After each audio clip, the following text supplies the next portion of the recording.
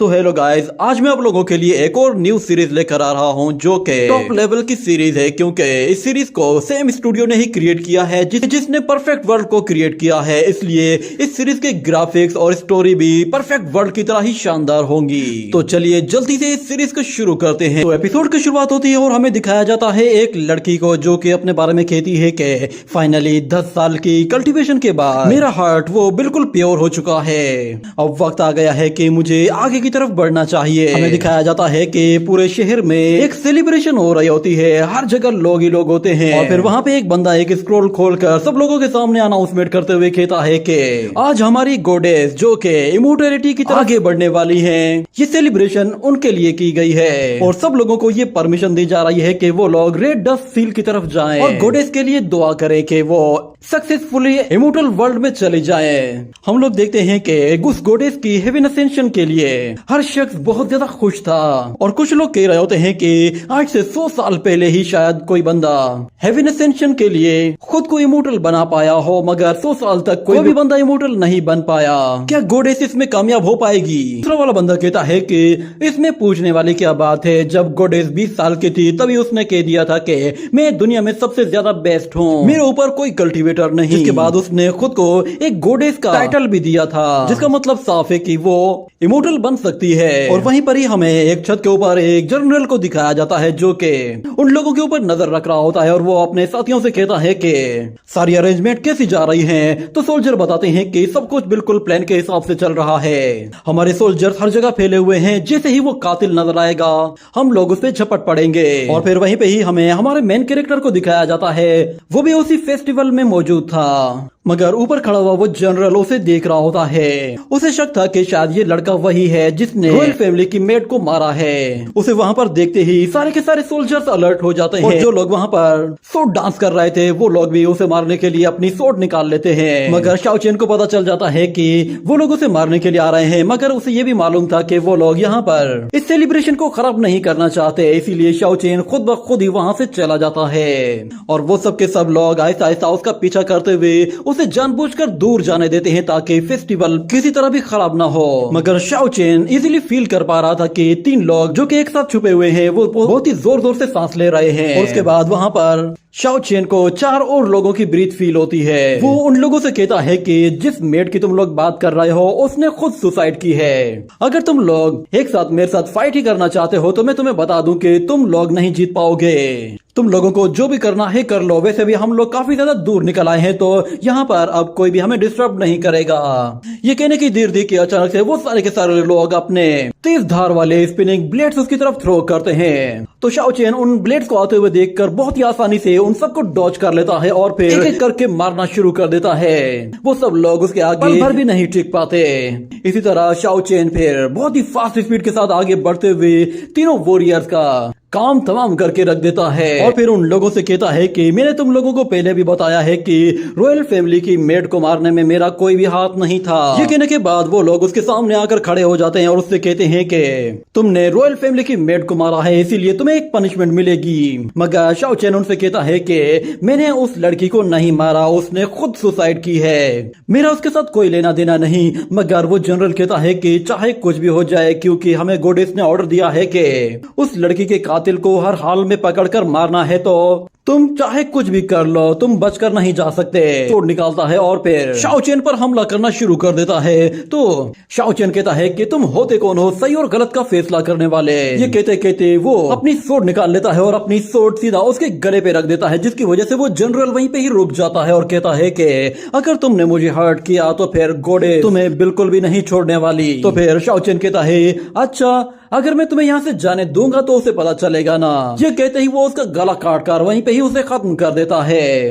इस तरह वो सारे के सारे लोग वहीं पर ही मारे जाते हैं। शाओ चेन ने बहुत ही कम टाइम में सबका काम तमाम कर दिया था और वो जैसे ही वहाँ से जाने लगता है तो अचानक उसे फील होता है कि कोई वहाँ पे आ रहा है। 3 अजीब तरह की बोल्ट्स होती हैं जिनसे वो खुद को बचा लेता है, मगर अचानक से वहाँ पर फिर कुछ और लड़कियां आ जाती हैं जो कि उसे पकड़ने की कोशिश करती हैं और वो कहती हैं कि प्रिंसेस के आने से पहले ही इसे इसका जुर्म कबूल करना होगा। ये कहने के बाद वो अपने औलाद के जरिए उसे पकड़ने की कोशिश करती है मगर शाओ चेन खुद को आसानी से बचा लेता है और जैसे ही ऊपर जाने की कोशिश करता है तब वो लड़कियां उस क्लॉथ के साथ उसके हाथ पैर पकड़कर उसे वापस नीचे ले आती हैं और फिर हमें दिखाया जाता है वहाँ पे उन लोगों की प्रिंसेस आती है जिसका नाम शाओ लिंगर है। वो एक जगह आकर खड़ी हो जाती है और कहती है कि तुमने गॉडेस की हेवन असेंशन में टांग अड़ाने की कोशिश की है और हमारी एक मेड को मारा है। मगर फिर शाओ चेन कहता है कि वो लड़की पागल हो चुकी थी, वो मुझ पर ही हमला करने की कोशिश कर रही थी जबकि मैंने कुछ किया भी नहीं, मैंने बस सिर्फ खुद को बचाने के लिए उसे मारा है, इसमें मेरा कोई कसूर नहीं। उस लड़की ने खुद अपनी मौत को दावत दी थी और हाँ, मैंने उसे जान से नहीं मारा था, उसने खुद बाहर से कूद कर अपनी जान दी है और तुम लोग उसका इल्जाम भी मेरे ऊपर डाल रहे हो। ये सुनते ही वो लड़की उन लड़कियों से कहती है कि खत्म कर दो इसे।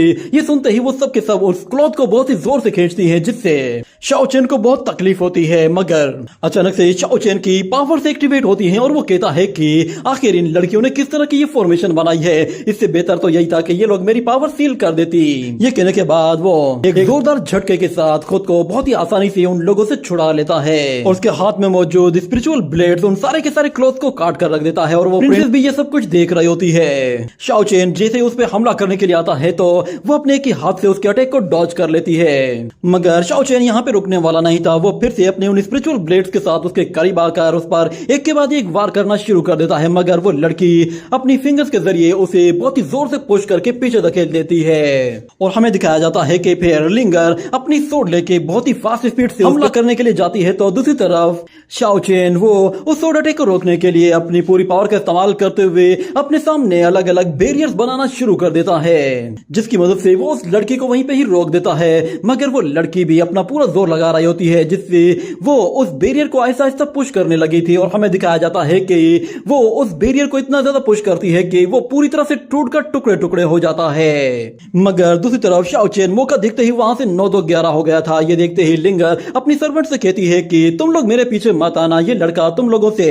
ताकतवर है तो इसलिए इसे मैं खुद ही हैंडल करूंगी। ये कहते ही वो खुद से उसका पीछा करती है। मगर शाओ चेन बहुत ही फास्ट स्पीड के साथ भाग रहा होता है और वो लड़की उसके पीछे पड़ी हुई होती है और एक के बाद एक अटैक भी कर रही थी। मगर शाओ चेन उसके हर एक अटैक को डॉज कर रहा होता है। वो लोग लड़ते लड़ते उस फेस्टिवल के बिल्कुल बीचों बीच आ पहुंचे थे। मगर वहां पे मौजूद लोगों को यही लग रहा था कि जैसे ये लड़ाई भी इस फेस्टिवल का कोई हिस्सा है। शाओ लिंगर अपनी मल्टीपल सोर्ड का इस्तेमाल करती है मगर उसका भी कोई फायदा नहीं होता और फिर वो लोग लड़ते लड़ते एक छत के ऊपर आ जाते हैं जहाँ पर शाओ कहता है कि मैं जानता हूँ कि मेरा यहाँ से निकल पाना बहुत ज्यादा मुश्किल है मगर जो भी पड़ेगा मैं यहाँ पे बाहर निकलने के लिए वो जरूर करूंगा। और इस तरफ हम देखते हैं शाओ लिंगर वो अपनी सोर्ड को चार्ज कर रही होती है और इस तरफ शाओ चेन जैसे ही उस पर अपनी स्पिनिंग व्हील के साथ अटैक करने के लिए आता है तो लिंगर अपनी सोर्ड की मदद से उसकी उस फॉर्मेशन को पूरी तरह से तितर बितर कर देती है और वो सोर्ड शाओ चेन के बिल्कुल पास आ गई थी। मगर हम देखते हैं कि एक ब्लू लाइट हर जगह फैलना शुरू हो जाती है जिससे वहां का टाइम बिल्कुल रुक जाता है और वही ब्लू लाइट जब शाओ चेन और लिंगर के पास से गुजरती है तो वो लोग भी वहीं पे ही रुक जाते हैं और हमें दिखाया जाता है कि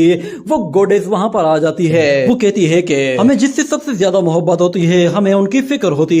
यहाँ पर कितने ज्यादा लोग हैं जो कि खुद एंजॉय कर रहे हैं मगर यहाँ पे इतने ज्यादा लोगों के बीच में दो ये लोग ऐसे हैं कि जिनके बीच में अभी भी नफरत है। वो शाओ लिंगर की सोर्ड को शाओ चेन के सामने से हटा देती है और कहती है कि मैं इन सब लोगों को यहाँ पर इस तरह छोड़कर कैसे इमोर्टल वर्ल्ड में चले जाऊं। जैसे ही वो वहां से जाती है तो सब लोग अनफ्रीज हो जाते हैं और हम देखते हैं कि शाओ लिंगर की सोर्ड शाओ चेन को हिट करने के बजाय उसके साइड से होकर गुजर जाती है जिसपे शाओ चेन भी हैरान हो जाता है और वो लड़की भी परेशान हो जाती है।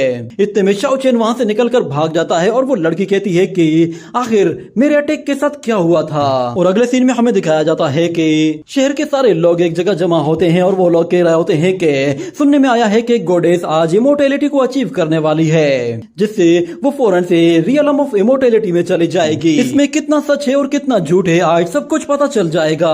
आज से पहले हम लोगों ने बस यही सुना था कि लोग जो कि एक खास लेवल तक पहुंच जाते हैं उसके बाद वो लोग हेवन के लिए अपग्रेड होकर इमोर्टल रियलम में चले जाते हैं और फिर वो गॉडेस एक दरख्त के अंदर से निकलकर बाहर आ रही होती है जिस पर वो सब लोग हैरान हो जाते हैं और हमें दिखाया जाता है कि वो गॉडेस जैसे उस दरख्त से निकलती है तो वो दरख्त फिर से फूल पत्तों से भर जाता है और वो गॉडेस अपनी हेवन असेंशन के लिए पूरी तरह से तैयार थी। जैसे ही वो एक खास मंत्र पढ़ती है तो वहां पर हमें दिखाया जाता है एक बहुत बड़ी फॉर्मेशन को जो कि क्लाउड्स के बीच में से ओपन होती है। उस फॉर्मेशन को देखकर वो लड़की अपनी असेंशन के लिए फौरन से अपनी सूट बाहर निकाल लेती है और कहती है कि मेरा हार्ट वो बिल्कुल प्योर हो चुका है और मेरी स्वॉर्ड वो आज इस फॉर्मेशन को पूरी तरह से तोड़ने वाली है। ये कहने के बाद वो अपनी स्वॉर्ड एनर्जी के जरिए उस फॉर्मेशन पे हमला करते हुए उसे पूरी तरह से तोड़ देती है, जिसके बाद हमें दिखाया जाता है कि उस फॉर्मेशन के पीछे एक हेवनली पैलेस होता है जिसे वो गॉडेस काफी गौर से देख रही होती है। और उस हेवनली पैलेस के सामने हमें 2 गार्डियन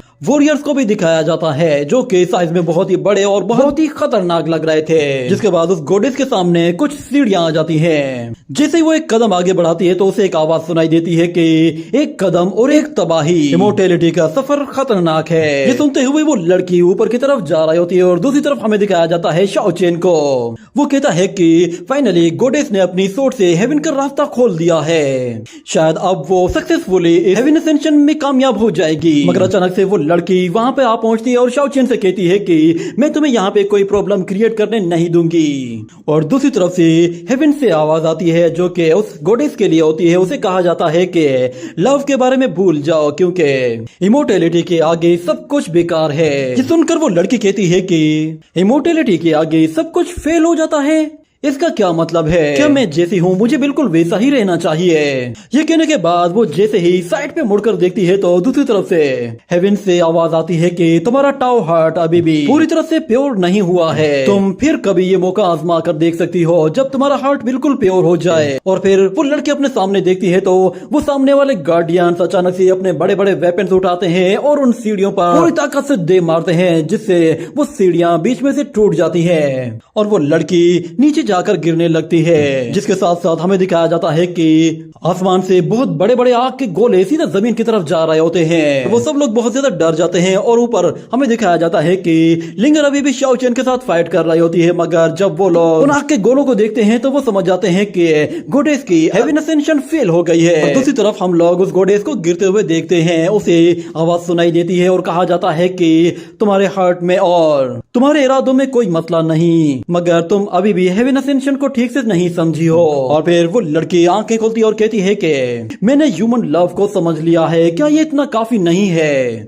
इस तरफ हम देखते हैं कि लिंगर अपनी पूरी पावर का एक साथ इस्तेमाल करते हुए शाओ चेन पर पूरी ताकत से हमला करती है तो शाओ चेन उसे रोकने की कोशिश करता है, मगर उसका अटैक बहुत ही ज्यादा ताकतवर होता है जिसकी वजह से वो पहाड़ टूट जाता है और वो दोनों के दोनों ही नीचे गिरने लगते हैं। और इस तरफ हमें दिखाया जाता है कि वो गॉडेस दोबारा से ऊपर की तरफ आने लगती है और वो कहती है कि एक गॉडेस होने के लिए अगर डिजायर और इमोशंस ना हो तो भी कोई मसला नहीं, मगर वो लव में ट्रैप नहीं होनी चाहिए। ये कहते ही वो सीधा उस पोर्टल की तरफ जा रही होती है और उसे हेवन से आवाज आती है कि हमने तुम्हें रिजेक्ट कर दिया है तो फिर तुम भला कैसे आ सकती हो? ये कहने के बाद वहाँ पे खड़े हुए वो गार्डियंस अपने बड़े बड़े वेपन्स लेकर उस पर हमला करने की कोशिश करते हैं तो वो गॉडेस अपनी स्वॉर्ड के साथ एक बहुत ही पावरफुल अटैक करती है जिससे वो उन गार्डियंस को काट कर उनके टुकड़े टुकड़े कर देती है। और हम लोग देखते हैं कि वो लड़की बहुत सारे स्पिरिचुअल बर्ड्स के साथ उस हेवन असेंशन के लिए जा रही होती है और दूसरी तरफ लिंगर और शाओ चेन दोनों ही वो भी नीचे गिर रहे होते हैं। और वो लड़की जब उन्हें नीचे गिरता हुआ देखती है तो वो अपने स्पिरिचुअल बर्ड्स के जरिए उन लोगों को भी पकड़कर सीधा हेवन की तरफ घसीटते हुए ले जाती है। और हमें दिखाया जाता है कि वो लोग उस गॉडेस के साथ ही टेलीपोर्ट होकर वहां पे पहुंच जाते हैं। और फिर शाओ चेन को कुछ पास्ट मेमोरीज दिखाई देती हैं जिसमें वो एक लड़की के साथ होता है। अगले सीन में हमें दिखाया जाता है कि Shao chain world of immortal में मौजूद होता है और उसके सामने बहुत सारी मछलियां हवा में उड़ रही होती हैं। और वहीं पर ही हमें एक गोल्डन लोटस को दिखाया जाता है जो कि उसके पास में ही मौजूद था। उस गोल्डन लोटस के अंदर हमें एक व्हाइट हॉर्स को दिखाया जाता है जो कि असल में एक यूनिकॉर्न था। वो यूनिकॉर्न फौरन से शाओ चेन के पास आ जाता है और शाओ चेन को जैसे ही होश आता है तो वो हॉर्स डर के मारे वहां से भागकर दूर चला जाता है। और इस तरफ शाओ चेन वो आंखें खोलता है तो वो कहता है कि ये कौन सी जगह है, मैं ये कहाँ आ गया हूँ। वो वहां से निकलकर थोड़ी दूर और आगे जाता है तो उसे दिखाई देता है कि वहां पर उसके सामने एक बहुत बड़ा समंदर है और समंदर के अंदर से बड़ी बड़ी मछलियां निकल रही हैं जिनके पर हैं और वो हवा में उड़ रही हैं। इतने में पानी के अंदर से एक बहुत बड़ा मॉन्स्टर बाहर निकल आता है जो कि उन मछलियों को खाने की कोशिश करता है। उसे देखकर शाओ चेन डर जाता है और कहता है ये क्या था, मैंने ऐसा मॉन्स्टर पहले कभी नहीं देखा। और हमें दिखाया जाता है कि वो मॉन्स्टर असल में एक बहुत बड़ा ड्रैगन होता है जो कि पानी से निकलता है तो वो बहुत ही जोर से धाड़ता है और उसकी धाड़ इतनी ज्यादा ताकतवर होती है कि वो पहाड़ों तक को भी काट काटकर उनके टुकड़े टुकड़े कर देती है और शाओ चेन इस धाड़ को बर्दाश्त नहीं कर पाता और वो वहां से नीचे गिरने लगता है। जिसके बाद हम लोग देखते हैं कि वो नीचे गिरकर सीधा एक गुफा में आ पहुंचा था और सीधा खड़ा होकर कहता है कि कहीं मैं वाकई में रियलम ऑफ इमोर्टैलिटी में तो नहीं आ गया। वो उस गुफा के थोड़ा सा और अंदर जाता है तो उसे दिखाई देता है कि वहां पर तो एक ड्रैगन के कुछ अंडे पड़े हुए हैं। ये देखते ही वो उनमें से एक अंडा उठाकर अपने साथ ले जाता है और वो कहता है कि ड्रैगन एग असल में एक सीक्रेट ट्रेजर है और मुझे पूरा यकीन है कि ये ट्रेजर कोई मामूली सा ट्रेजर नहीं होगा। मुझे जरा भी उम्मीद नहीं थी कि मेरे यहाँ पर आते ही मुझे इस तरह का एक लेजेंडरी ड्रैगन एग मिल जाएगा। और वहाँ पर उसे एक छोटा सा ट्रांसपेरेंट मास्क दिखाई देता है जिसे देखकर वो थोड़ा सा सरप्राइज होता है क्योंकि ये ट्रांसपेरेंट मास्क तो लिंगर का था। उस मास्क को देखने के बाद उसे समझ में आ जाता है कि वो लड़की भी यहाँ पे आसपास कहीं मौजूद होगी। जिसके बाद वो उस एक को मास्क को लेकर वहां से चला जाता है। हमें दिखाया जाता है कि वहां पर दो लोग ऐसे होते हैं जो कि उसे देख रहे होते हैं। वो लोग कहते हैं कि इसके हाथ में 8 आर्म ड्रैगन एग है, ये लड़का सच में बहुत ही ज्यादा लकी होगा। जिसके बाद वो दूसरा लड़का कहता है कि इसके हुलिये से देखकर तो ऐसा लग रहा है कि जैसे ये किसी भी सेक्ट का बंदा नहीं है। चलो पहले जरा हम इसके बारे में पता करते हैं कि ये लड़का है कौन और कहाँ से आया है। और दूसरी तरफ हमें दिखाया जाता है शाओ चेन। वो एक पहाड़ के करीब आ जाता है और वो कहता है कि यहाँ का मौसम बहुत ही ज्यादा खराब होता जा रहा है, मुझे फिलहाल यहाँ पे छुप कर गुजारा करना होगा।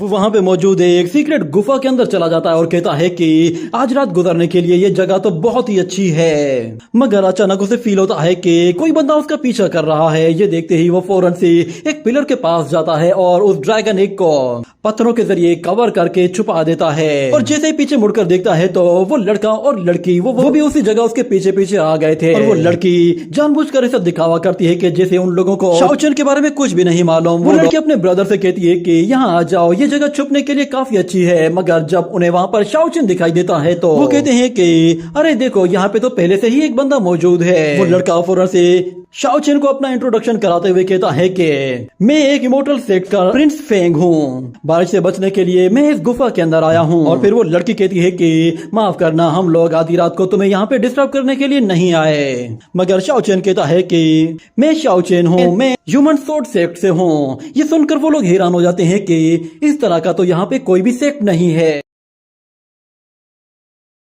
तो जैसा कि लास्ट एपिसोड में हम लोगों ने देखा था कि शाओ चेन लिंगर के साथ हेवन में चला जाता है जहां शाओ चेन को एक ड्रैगन एग मिलता है।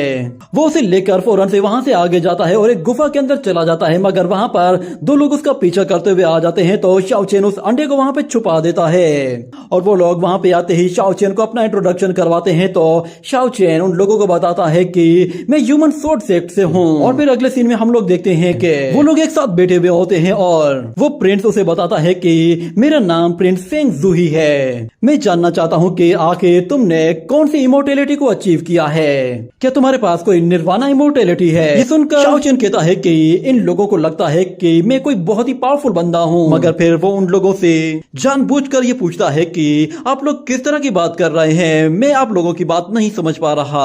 आप लोग जिस निर्वाणा रियलम की बात कर रहे हैं मैंने इसके बारे में कभी सुना नहीं है। ये सुनकर फेंग जूशी मुस्कुराने लगता है और फिर शाओ चेन को बताता है कि शेंगशेन कॉन्टिनेंट में अलग अलग तरह की बहुत सारी रेसेस मौजूद हैं और उनमें से हजारों धर्मा कल्टीवेटर हैं। मगर क्योंकि वो सब लोग वुजिन पावर को यूज करके अपनी स्ट्रेंथ को डिवाइड करते हैं तो इसीलिए वो लोग हमसे जरा डिफरेंट होते हैं। मगर सब लोगों का मकसद एक ही होता है कि इस वर्ल्ड से सीधा हेवन की तरफ जाना।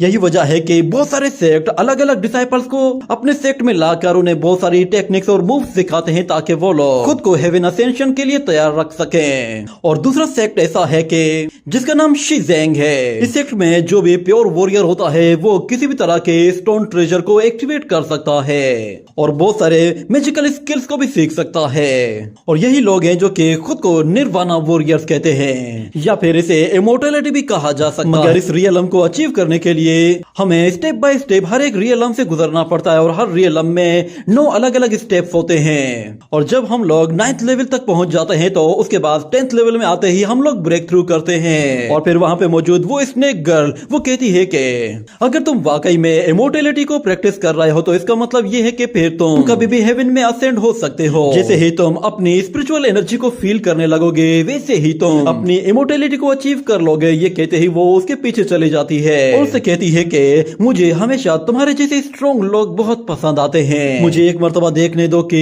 आखिर तुमने कितना पावर लेवल अचीव कर लिया है। ये कहने के बाद वो उसका हाथ पकड़ने की कोशिश करती है तो शाओ चेन हाथ छुड़ाना चाहता था, मगर वो लड़की उसका हाथ पकड़कर अपनी एनर्जी के जरिए उसका पावर लेवल चेक करने की कोशिश करती है, जिस पर शाओ चेन समझ जाता है कि ये मेरी स्ट्रेंथ चेक कर रही है। वो उससे अपना हाथ फौरन से छुड़ाता है और वो फेंग ज़ुशी को कुछ इशारा करती है, मगर शाओ चेन किसी तरह उन लोगों को डिस्ट्रैक्ट करने की कोशिश करता है और कहता है कि आग बुझने वाली है, मैं जरा कुछ और लकड़ियां जमा करके लाता हूँ। ये कहने के बाद वो उन लोगों से जरा सा दूर हट जाता है और फिर वो दिल ही दिल में कहता है कि ये दोनों बिल्कुल गलत इरादे से यहाँ पर आए हुए हैं, मुझे लगता है कि शायद ये मुझे नुकसान पहुंचाना चाहते हैं, मगर इनका मकसद क्या है। और ऊपर से मैं तो इस वर्ल्ड ऑफ इमोर्टेलिटी में तो बिल्कुल नया आया हूँ, मैं नहीं जानता कि इस वक्त जिस आइसलैंड में मैं मौजूद हूँ वो कोई खास आइसलैंड है या फिर कोई नॉर्मल आइसलैंड है। मगर वो स्नेक गर्ल उसके पास आती है और वो उसे बताती है कि तुम इस वक्त जहां मौजूद हो इसे ड्रैगन आइसलैंड कहते हैं। हमारे चेंगशेंग कॉन्टिनेंट में ऐसे बहुत सारे यंग मास्टर्स हैं जो कि ट्रेजर हंटिंग के लिए अक्सर यहाँ पर आते रहते हैं। ये कहने के बाद वो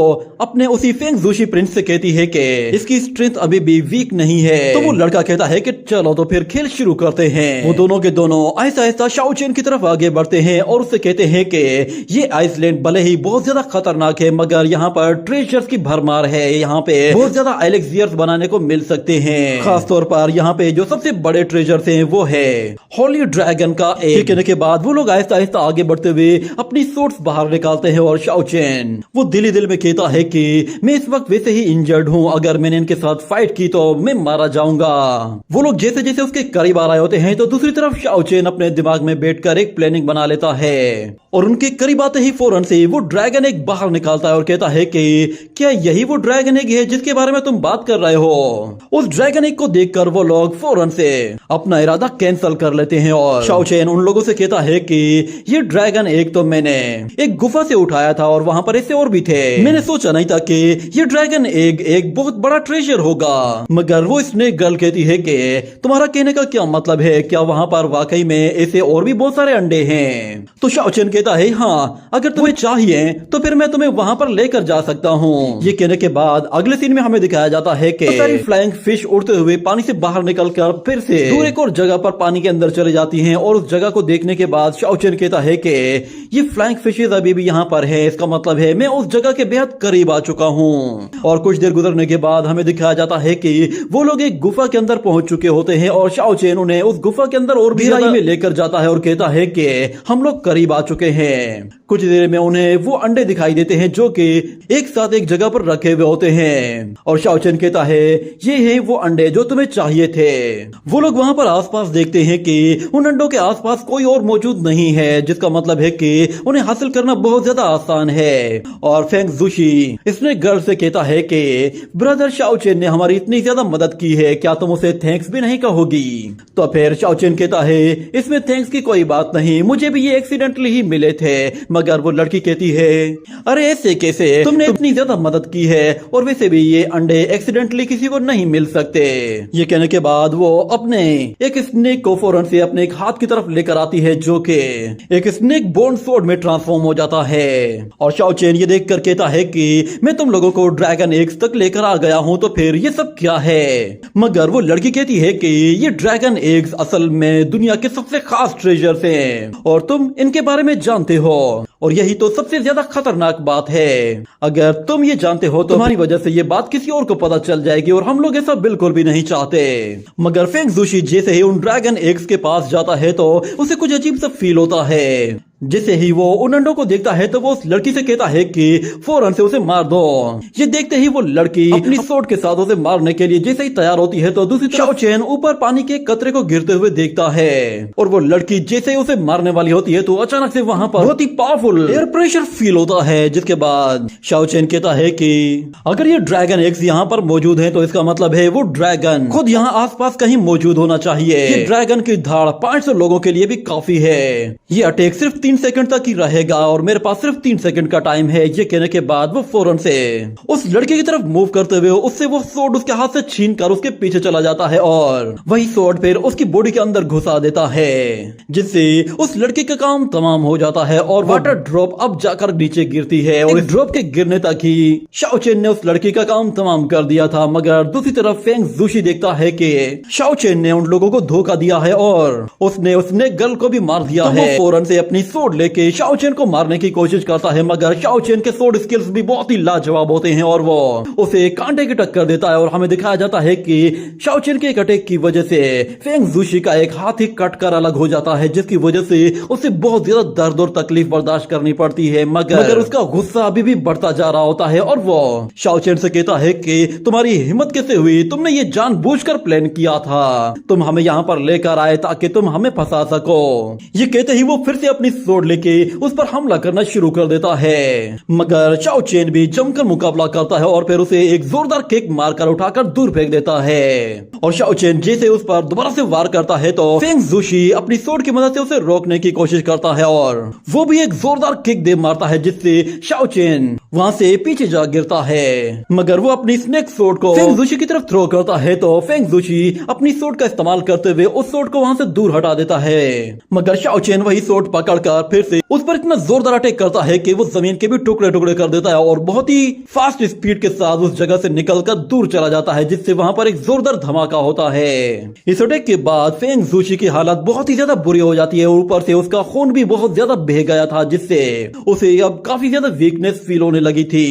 मगर उसका गुस्सा अभी भी कम नहीं हो रहा था, बल्कि वो और भी ज्यादा भड़क गया था और वो कहता है कि तुम वो पहले आदमी हो जिसने मेरे खिलाफ कोई प्लान बनाकर मुझे मारने की कोशिश की है। मैं एक डेथ गेट इमोर्टल हूँ, मैं अगर यहाँ पे मरूंगा तो तुम भी मेरे साथ मरोगे। ये कहने के बाद वो फौरन से अपनी एक डेथ टेक्निक को एक्टिवेट कर देता है, जिससे वहां पर एक बहुत बड़ी फॉर्मेशन एक्टिवेट हो जाती है और फेंग जूशी अपनी बॉडी से जैसे ही एनर्जी रिलीज करता है तो उसका प्रेशर इतना ज्यादा होता है कि शाओ चेन उसके सामने खड़ा भी नहीं हो पाता और उसकी सोड भी उसके हाथ से निकल जाती है। और हम लोग देखते हैं कि फेंग जूशी बहुत सारी फॉर्मेशंस क्रिएट करता है और उन फॉर्मेशंस को सीधा ऊपर एक डेथ गेट फॉर्मेशन के पास लेकर जाता है और वो दोनों फॉर्मेशंस कंबाइन हो जाती हैं। और फेंग जूशी फिर उससे कहता है कि तुम अगर अपनी 10 लाइफ को भी अगर मुझे दे दोगे तब भी तुम इस ग्रेट पावर का मुकाबला नहीं कर पाओगे। ये कहते ही वो उस फॉर्मेशन को उसके ऊपर थ्रो करता है और हमें दिखाया जाता है कि वो फॉर्मेशन साइज में बहुत बड़ी और बहुत ही ज्यादा पावरफुल थी। उसे देखते ही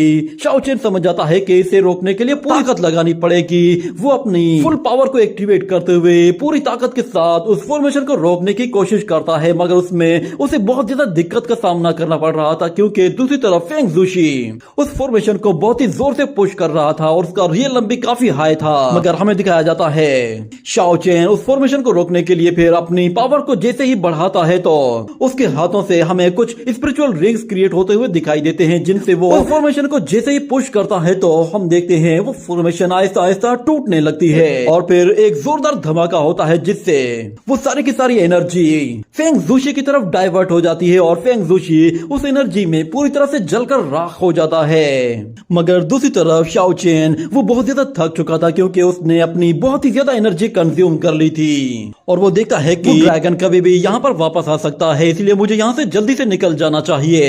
ये कहते ही वो अपनी सोड उठाता है तो उसके हाथ में एक पैटर्न बन जाता है और वो वहां से चला जाता है। और अगले सीन में हमें दिखाया जाता है कि वो जख्मी हालत में एक नदी के पास पहुंच जाता है और वो कहता है कि सोचा नहीं था कि उस लड़के की पावर इतनी ज्यादा होगी। अगर मैंने किसी तरह की कोई खास स्पेशल ट्रेनिंग ना की होती तो मुझे नहीं लगता कि मैं उस अटैक से खुद को बचा पाता।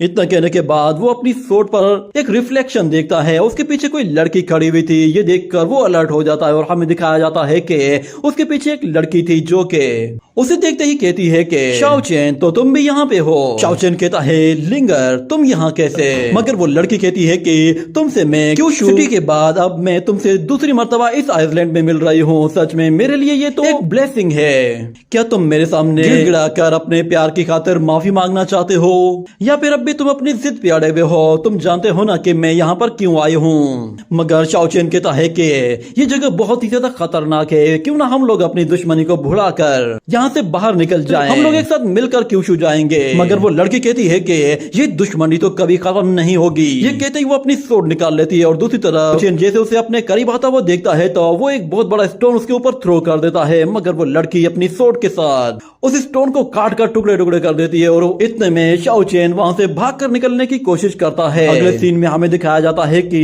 शाओ चेन एक ऐसी जगह पहुंच गया था जहां पर बड़े बड़े बीस्ट के हड्डियों के ढांचे पड़े हुए थे और शाओ चेन तेजी से भागते हुए उसी डायरेक्शन की तरफ आगे जा रहा था। इतने में पीछे से उस पर एक एनर्जी वेव अटैक होता है जो कि उसे सीधा जाकर हिट करता है और उस अटैक की वजह से वो थोड़ा सा इंजर्ड भी हो जाता है। और वो लड़की जैसे ही उसके सामने आती है तो शाओ चेन कहता है कि अगर ऐसा ही चलता रहा तो ये सब लोगों को मार देगी, मुझे कुछ भी करके ये खेल यहीं पर ही खत्म करना होगा। मगर लिंगर कहती है कि हमारी दुश्मनी आज तुम्हारी मौत के साथ ही खत्म होगी। मगर इतने में उसे शाओ चेन के पीछे कुछ दिखाई देता है जिसे देखकर वो वहीं पे ही रुक जाती है। वो असल में एक बहुत बड़ा डायनासोर था जिसे देखकर वो लड़की शाओ चेन से कहती है कि लगता है कि शायद तुम बहुत ही बुरी मौत मरने वाले हो। ये कहकर वो वहां से चली जाती है जिस पर शाओ चेन हैरान हो जाता है कि ये मुझे मारे बगैर कैसे चली गई। इतने में उसे अपने पीछे कुछ हलचल महसूस होती है। वो जैसे ही पीछे मुड़कर देखता है तो वो टी-रेक्स बहुत ही जोर से दौड़ता है जिसकी वजह से शाओ चेन वहां से बहुत ही दूर एक पत्थर से जा लगता है। मगर वो वहां पे रुकने वाला नहीं था क्योंकि वो टी-रेक्स उसे कच्चा चबाने वाला था तो वो अपनी जान बचाकर वहां से भागने की कोशिश करता है। मगर वो टी-रेक्स भी उसके पीछे पीछे भागना शुरू कर देता है और ऊपर से लिंगर खड़े होकर देख रही होती है और कहती है कि लगता है शायद तुम यहाँ पे जिंदा दफन होने वाले हो। सच में तुम्हारे जैसे बदकिस्मत इंसान कोई भी नहीं होगा क्योंकि क्यूशू में सबसे पहले तुम ही इंसान होगे जो कि डायनासोर के हाथों मारे जाओगे। मगर हम देखते हैं कि शाओ चेन एक बड़े पत्थर के पीछे छुप जाता है और वो टी-रेक्स था वो उन पत्थरों को तोड़ते हुए उसे उठाकर दूर फेंक देता है जिसकी वजह से शाओ चेन नीचे गिरता है तो टी-रेक्स उसके बिल्कुल सर पे आ जाता है। उसे अपने इतना करीब देखकर शाओ चेन को अपनी मौत अपने बिल्कुल सामने दिखाई दे रही होती है। मगर फिर दूसरी तरफ वो सफेद घोड़ा जो कि वहां से भाग रहा था वो शाओ चेन को इस हाल में देखता है तो उसे शाओ चेन पर तरस आ जाता है और हमें दिखाया जाता है कि वो फिर से दौड़ते दौड़ते अचानक से हवा में ऊपर उड़ने लगता है और हमें पता चलता है कि ये एक फ्लाइंग यूनिकॉर्न है। फौरन से उस टी-रेक्स के पास जाता है और शाओ चेन को बचाने के लिए उसका ध्यान भटकाने की कोशिश करता है। मगर वो टी-रेक्स उस यूनिकॉर्न पर भी हमला करने की कोशिश करता है मगर वो यूनिकॉर्न खुद को उससे बहुत ही आसानी से बचा रहा था और उसे किसी तरह शाओ चेन से हटाने की कोशिश करता है और इसमें वो कामयाब भी हो जाता है और हमें दिखाया जाता है कि वो उसके मुंह के बिल्कुल पास से होते हुए वहां से दूर निकल जाता है तो वो टी-रेक्स फिर उसका पीछा करने लगता है। ये देखकर शाओ चेन हैरान हो जाता है और कहता है ये यूनिकॉर्न मुझे इससे बचाकर इसे यहाँ से दूर ले जा रहा है, सच में ये तो कमाल है। ये कहने के बाद वो उठकर वहां से दूर चला जाता है और अगले सीन में हमें दिखाया जाता है कि वो एक ऐसी जगह पे आ पहुंचता है जहां बहुत तेज बारिश हो रही होती है मगर शाओ चेन का खून ज्यादा बह चुका था तो इसलिए उसे चक्कर आ जाते हैं और वो वहीं पर ही गिरकर बेहोश हो जाता है। वहां पर आसपास और कोई भी नहीं था जो कि उसे बचा सके, इसीलिए वो वहीं पे ही पड़ा रहता है और काफी देर गुजर जाती है, उसका बहुत ज्यादा खून बह जाता है और इतने में उसके हाथ में बंधा हुआ वो रिबन, जैसे ही वो रिबन खुलता है तो शाओ चेन रुशुई नाम पुकारता है और हमें फिर फ्लैशबैक में दिखाया जाता है कि रुशुई असल में एक लड़की है जिसने उसे बर्थडे पर वो रिबन दिया था और उसने कहा था कि इसे अपने हाथ में बांध लो और जब भी कोई मुश्किल आए तो ये तुम्हारी मदद करेगा। मगर शाओ चेन ने उसे कहा था कि सच में ये बर्थडे तो बहुत ही ज्यादा अजीब सा है, तुमने आज मुझे पहली मर्तबा कोई गिफ्ट दिया है। ये सुनकर वो लड़की नाराज हो जाती है और कहती है तुम्हें ये नहीं चाहिए तो मुझे वापस कर दो। मगर शाओ चेन कहता है अब तो तुमने दे दिया इसलिए अब तुम्हें ये नहीं मिलने वाला। वो लड़की उसका पीछा करती है मगर शाओ चेन उसे वो रिबन वापस नहीं करता और हम लोग जब फ्लैशबैक से बाहर आते हैं तो हमें दिखाया जाता है कि शाओ चेन का ब्लड वो जमीन से बहता बहता अचानक से एक ड्रैगन एग के ऊपर जाकर गिर जाता है जिसकी वजह से वो ड्रैगन एग भी अपने आप ही एक्टिवेट हो जाता है और हमें दिखाया जाता है उसकी एनर्जी जमीन से निकलकर सीधा शाओ चेन की बॉडी के अंदर जाने लगती है और आहिस्ता आहिस्ता शाओ चेन की बॉडी वो हवा में ऊपर आ जाती है। मगर अभी भी वो पूरी तरह से बेहोश होता है, उसे मालूम नहीं था कि उसके साथ हो क्या रहा है। वो एनर्जी चारों तरफ से निकलते हुए सीधा उसकी बॉडी के अंदर जा रही थी और हमें उसकी पीठ के पीछे एक पैटर्न बनते हुए दिखाया जाता है और हमें फिर उसके माइंड स्पेस को दिखाया जाता है जहाँ पर बहुत ही ज्यादा ड्रैगन स्पिरिचुअल एनर्जी होती है और जैसे ही वो होश में आता है तो वो वहीं पर ही कल्टीवेशन करने के लिए बैठ जाता है और वो कहता है कि जब मैं टीनेज में था तो मैंने एक्सीडेंटली की गोंग मेथड को सीख लिया था, जो कि मुझे ये रिवर के जरिए मिला था। मगर मेरी क्यूशू एनर्जी खत्म हो जाने की वजह से मैंने काफी लंबे टाइम तक कोई ब्रेक थ्रू नहीं किया था। मगर मैंने सोचा भी नहीं था कि आज मुझे ब्रेक थ्रू करने का मौका मिलेगा, वो भी एक ड्रैगन एग की ब्लेसिंग की वजह से।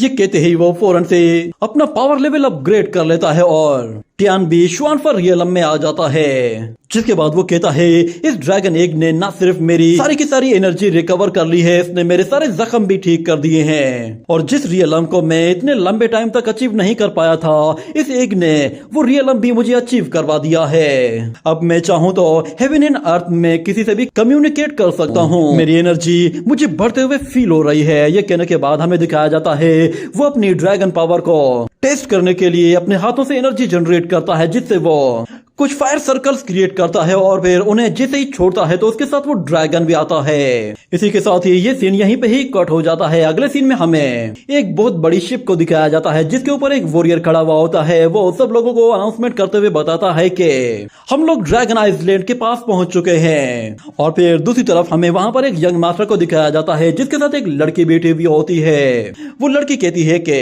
इस ड्रैगन आइलैंड के ऊपर जो बैरियर था वो बहुत ही लंबे टाइम के बाद हट चुका है और लगता है यंग मास्टर की स्ट्रेंथ के बाद ये ट्रिप हमें बहुत ही ज्यादा फायदा देगी, क्योंकि इसमें हमें बहुत सारे ट्रेजर्स मिलने वाले हैं। मगर इतने में एक और वॉरियर आता है और वो यंग मास्टर से कहता है कि हमें एक मैसेज मिला है। हमसे पहले ही यहाँ पर बहुत सारी अलग अलग फोर्सेस आ चुकी हैं और ऐसे बहुत सारे गार्डियंस भी यहाँ पे आ चुके हैं जिन्होंने अपनी पावर्स को सील किया हुआ था। मेरे ख्याल से हमें इस आइसलैंड में जाने से पहले थोड़ा सा तैयारी कर लेनी चाहिए ताकि हम लोग वहाँ पर सिक्योरली जा सकें। मगर वो यंग प्रिंस कहता है तुम बेफिक्र हो जाओ, मैंने सारे इंतजाम कर लिए हैं, सब कुछ रेडी है, हमें वहाँ पर कुछ भी नहीं होगा, बस अब सिर्फ और सिर्फ एक वाइन के गिलास की कमी है। और फिर दूसरी तरफ हमें दिखाया जाता है शाओ चेन को।